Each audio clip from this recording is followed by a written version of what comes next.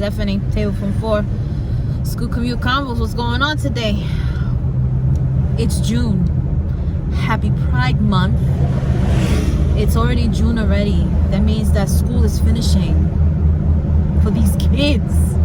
I don't gotta take them to school anymore. I'm counting down the days. The days. Not counting weekends.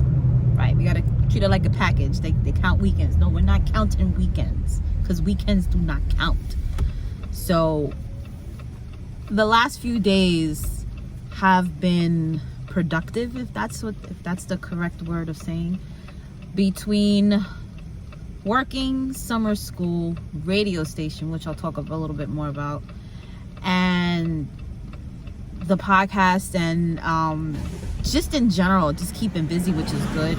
We had a 1-day heat wave, and we were fortunate enough to go to the beach, and we didn't get sunburned because we put suntan lotion, but we ended up having like a really nice picnic at the beach.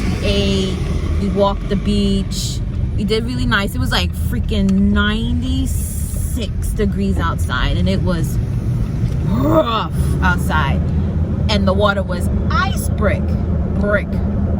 But it comes to show you that, you know, you can still have nice activities without spending all this money, because money is tight, and you know that's how it is. So Andres ended up getting sandwiches made. He ended up getting like little cooler bags with little Arizona iced teas, fill it up with ice, chips, sandwiches, and we were a go. But what I want to talk about today is really focusing on getting to the finish line.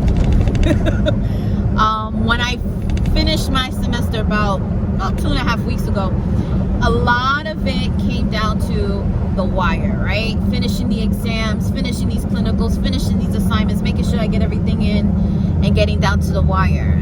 As closer to the day that we get to the day, we tend to be like, you lose motivation, you lose the energy, you lose the focus, and things like that. And I think that's what, unfortunately, my boys are going through right now. So this morning, as always, we have a conversation. The type of conversation where we have a big discussion about how we're going to behave. My emphasis for the last, I think, couple of days is being able to diffuse a situation. Now, being able to diffuse a situation meaning what? We try to find steps to help reduce an issue, to help alleviate a problem. Diffusing it, just trying to separate it, trying to make it less of a thing. So, between hormones, attitudes, just back talk, it's just like, how do I diffuse a situation? Well, it's all about reflection. Like, just this past week, we just dropped the episode of the men's panel. So the men's panel really focuses on mental health, talks about how we have to feel in our emotions, and it's okay to express them. But what happens is there is a way to express them, and there's a way not to express them. So this morning, one of the little ones, one of the children decided to say a profanity. Now, this was the second time that this happened, and my gut reaction was to do whap, right? To get the back of the hand, right? But then I decided I'm not going to do that. Why? Because I want to diffuse the situation, right? I think everybody's antsy. I think everybody's like in a mood because nobody wants to get up to school.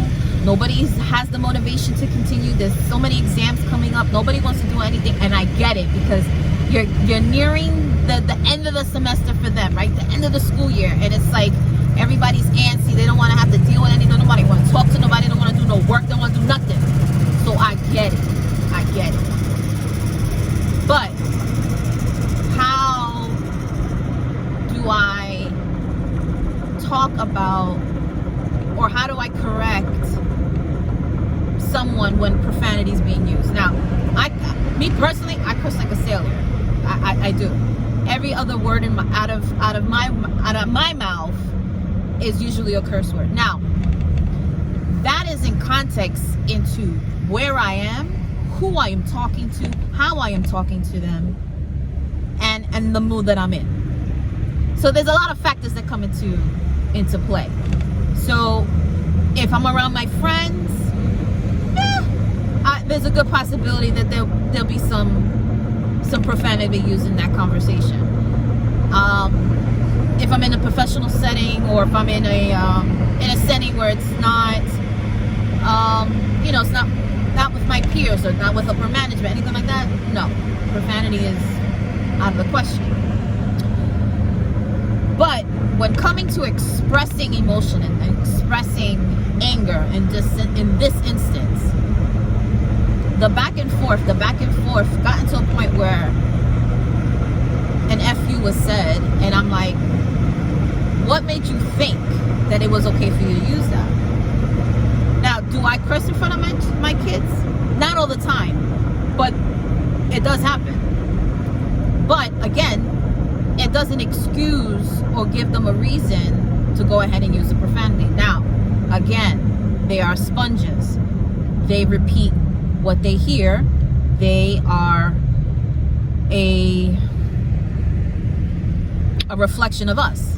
So if I'm cursing once in a while in front of them, and then they use a curse word, am I in the wrong for saying it in front of them? Am I in the wrong for using the profanity in a sense that I express anger? So, mind you, I'm 39, right? And they're 10 and 12. So what I did to diffuse the situation was I asked them to to apologize to one another, and say, was it necessary, right? So it got me thinking, is it necessary for me to curse? Is it necessary for me to use profanity? In the way of my expression in some situations, yes. There is a way to enunciate. There is a way to pronounce. And there's a way to kind of emphasize a feeling. And sometimes profanity is one of those ways of expressing it.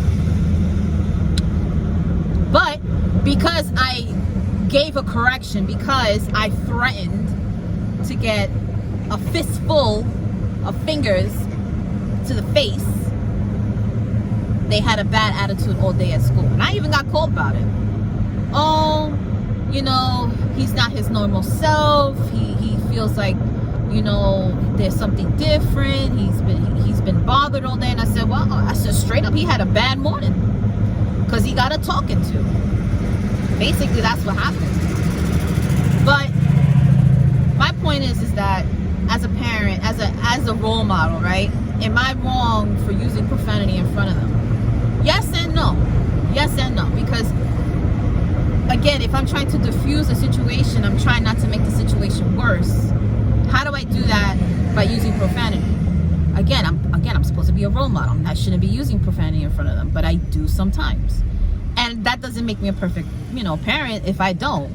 And if you don't curse in front of your kids, that's fine too. I'm just saying that I'm the type of parent that I do curse in front of them. But does that give them permission to use it? No, it doesn't give them permission. But they are more likely to be bold enough to use it because it's part of my language. So how do I feel about that? Or what is an appropriate age to begin profanity? For me, I don't know when I started my first profanity. I think it was really after my 16th birthday, maybe 15, 16. Correction, in front of your parents, because you were probably cursing way before that. But when did it start when you were able to curse in front of your peers and your parents, without it having any consequence? I think for me it was 18. I think 18, I was like, if I said the S word, if I did this and that, my mom would look at me, but then not really say nothing. But I'm not gonna allow them to start at this age and let it be okay. It's not okay. I think that's the point that I'm trying to get to. That I think, yeah, that's the point I'm trying to get to.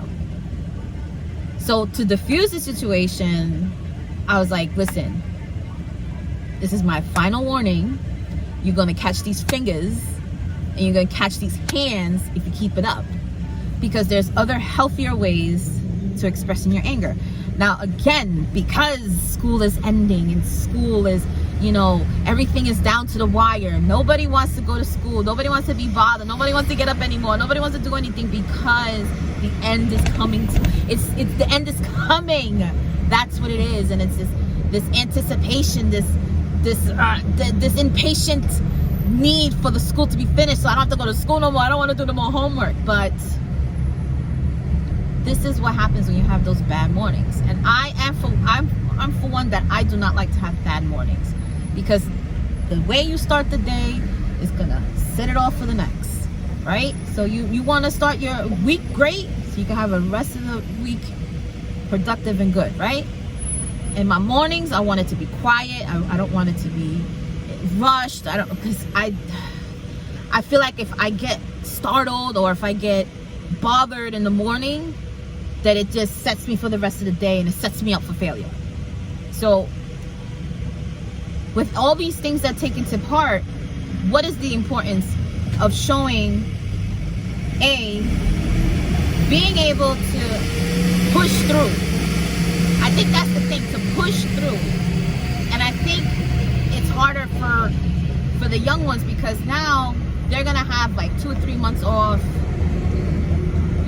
being in school, long days, and even shorter summers. So the fuse is getting shorter and shorter. So I think this is just the result of people just being aggravated in the morning and not wanting to be bothered. But I want to give a shout out to all my men in the men's panel for the new episode that premiered this week. You guys are exemplary. You guys are setting an example for the next young generation, the next set of young men, being able to talk about their emotions and being able to express them in a way that it can be productive. So they're still little, they have a long way to go, but I just want you guys to go ahead and check that episode out, talking about men's mental health. And we're going to try to continue doing this men's panel at least whenever we can get together. I know with our busy lives, we have all these things going on, but it's important to talk about emotions and talk about being role models and being able to express them in a way that is productive. But this is Stephanie. This is Table for Four. And we'll see you on the next one. Take care.